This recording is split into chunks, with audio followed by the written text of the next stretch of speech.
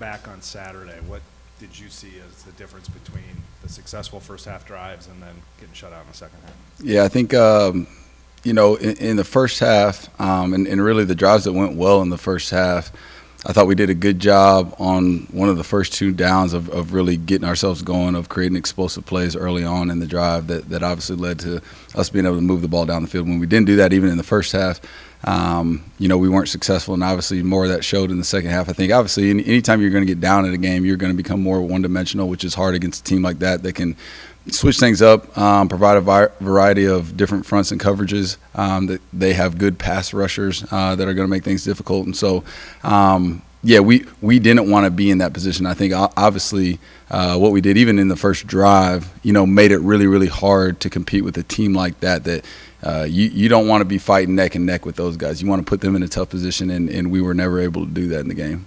Did the offensive line take a step forward, and more generally, what did you see from the running game? Yeah, I was encouraged by the way that we ran the ball. I think the way that the offensive line came off the ball, created space for those guys. I thought the running backs being in sync with those guys. It was an encouraging day and something that I think that we can build off of. Seeing multiple running backs getting going, and again, I thought that was as challenging of a defensive front, both from a personnel standpoint and from what they did. So it does. It shows you what we can do. But to be consistent in that week in and week out, that's what we're aiming for. That's what we're striving for, and that's what we got to mature to. Is this offense, this very young offense, about where you thought it would be, or did you even, put I don't mean a timeline, but did you have expectations of where it is, and is it there, or should it be better, or ahead of your schedule? That's it's a hard question to answer. I think where we were at, especially early on, I thought we could have been a whole lot better. And still leaving the game Saturday, I still feel like there was a lot of opportunity that we left out there. I'm encouraged by the growth that we've taken in the last couple weeks, and feel like there's going to be more of that needed. And I think you're at the point. I told those guys even on Sunday that the inexperience of our players, we're 5 games in. So even guys that are freshmen now have experience that should allow them to be able to grow and get better each week. And so I think with where we're at, we've got to continue to demand more from ourselves, to continue to expect more, even in moments like Saturday, and in moments where you are moving the ball down the field consistently, that to be able to sustain that throughout a 60-minute football game has to be the expectation that we take the field with each Saturday. In your first response, it sounded like you talked a little bit about how you want explosive plays, but you almost scored maybe too fast for the matchup that you guys had. How do you balance that kind of we need to score, we need explosive plays, right? Because everyone wants that, but you also don't want drives that are a minute and a half long, right? I think the balance doesn't necessarily come within the course of a play. If there's an opportunity to go and take the ball downfield for an explosive play, or go and score a touchdown, obviously that's what we're aiming for on each play. Now, the operation of how we get there, I did think we did a good job of mixing that variety, of going with some up-tempo stuff at times, with slowing things down at times. I thought we did a good job. But again, I think the way that we anticipated playing the game, because of what happened on the first drive and putting ourselves in a hole, we knew that was going to challenge it for the long haul. That they were going to be, they've always been a team that's been able to score early on. I think really in any game they've been in, especially games against us, they do a good job of moving the ball early, but we didn't want to be in a position where we were down by a score, down by 2 scores, and feeling like we had to fight back. And I feel like as much as anything to change how that game was laid out, we could have done a whole lot better job on that first drive of executing and not digging ourselves a hole. What do you think has allowed Abu to have the success he's had as a true freshman? Yeah, there's a couple things. Number one, he's really, really talented. He's got a skill set that can allow him to go and make plays and get in space and make defenders miss. And so having that skill set, it definitely puts you in a position to go and have some success. And then, I do say, like, his maturity from day 3, 4, 5 on in camp really skyrocketed. I would say those first few days, he was just trying to figure things out. He's trying to get lined up, figure out exactly where he should be at, what the play is, what his read should be. And he pushed himself, I would say, after those first few days of camp to really grow and understand exactly what we're expecting of him. And so that growth has allowed him to obviously have success and use that talent, that skill set to be a playmaker for us. And again, we're going to need him to continue to be that. But yeah, we've had talented freshmen before that haven't had the ability to handle it from a maturity standpoint, and seeing him and his growth in the last few weeks, I would say it all comes down to the discipline and the detail that he's had in the meeting room, on the practice field, to get himself ready for Saturdays. And then just not him, but the whole group, what needs to happen for them to continue progressing the way they have in the past few games?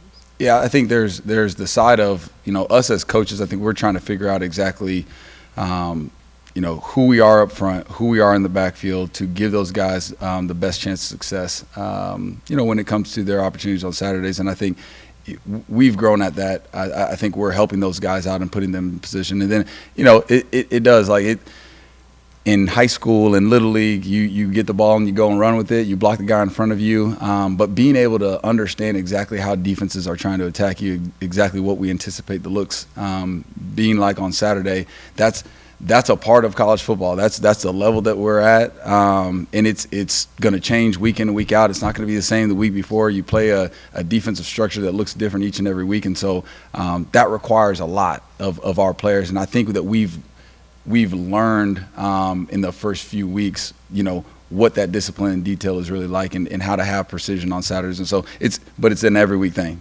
You don't just do it one week and come back the next week and have it because you worked hard the week before. It's an every week thing because the defenses you're seeing each week are going to be different. How has Jalen evolved as a route runner? Because his high-end speed has always been there, but it feels like more experience, more precision, and all of that is there for him. Yeah, I think his big picture understanding, we do put a lot on his plate. Most of the routes that he's created explosive plays on this year have been routes where he's had to make decisions. And putting that on a guy's plate, it forces him to be not only fast, not only a good route runner, but a great decision maker. And it's, I think where you see the growth happening is him being able to make full speed decisions. And when he's able to do that, he can put a lot of pressure on people fast. And I've been really encouraged with having him out there. Obviously, you've always seen his playmaking ability, but I think the consistency that we've seen that when he's been on the field, that's him at his best. And again, same thing. We're going to continue to need that from him down the field in short routes. We ask him to do a lot. We ask him to do a lot in special teams, but that's something that we're going to need because he's a unique, dynamic playmaker. It seems like you've been able to make big plays over the top, maybe more consistently than sometimes in the past with him, Jaden, obviously Daniel at times, even Aiden at times.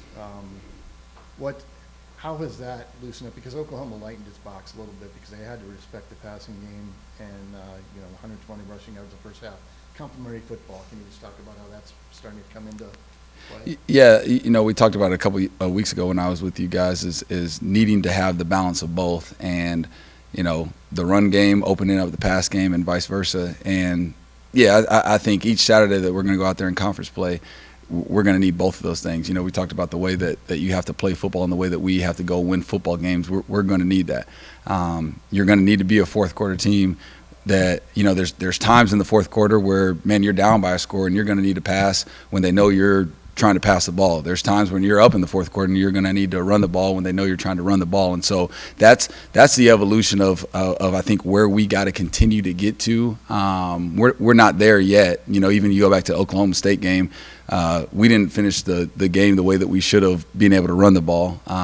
You go back to the Ohio game, we needed to pass the ball to go and win that game, and we weren't able to do that. But that's where you have to be able to get to and obviously in the first three quarters, you want a great balance. But at some point it's going to change in the fourth quarter one way or another, and you got to be able to execute in those situations as well. This was the first time that Rocco back last year saw a good chunk of playing time popped in there.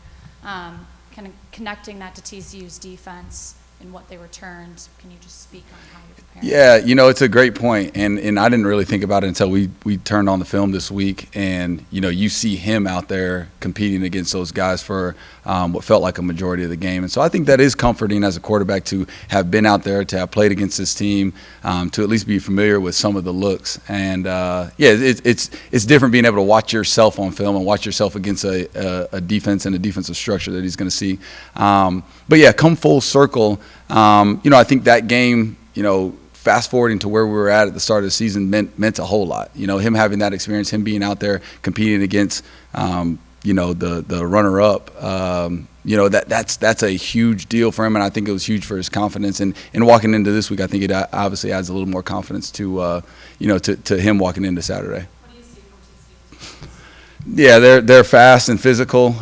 They do return a lot from that.